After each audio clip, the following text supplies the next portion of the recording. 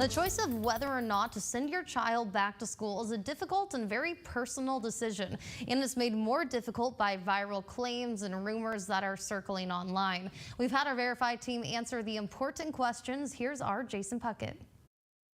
There have been claims about reopening schools all the way from our president down to local social media groups. To cut through this noise, we took the most asked questions straight to Dr. Sujatha Reddy.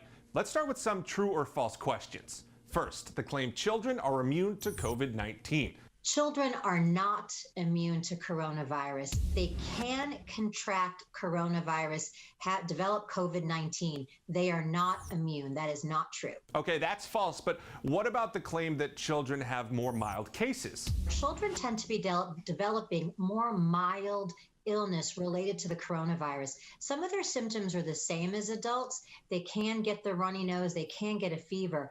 Children are far less likely to end up in an ICU and on a ventilator than older adults. So claim that children have more mild cases, verified.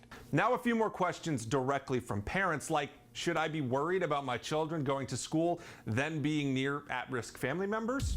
If you have older relatives that have pre-existing conditions or what we consider medically very vulnerable to the complications of coronavirus, it may be best, while we're still figuring this out, to keep the children away from those adults. And finally, the big question. Should I send my kids back to school? You know your child best. You know how much they're missing school or not missing school. I think you also know your parenting style and your responsibilities, and all that does play into it.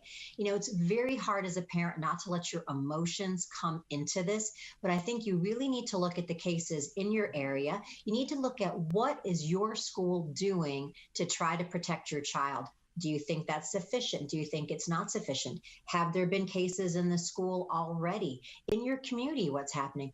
All those factors should go into making that decision. If you have other claims or questions you want us to look into, send us an email. With your Verify, I'm Jason Puckett.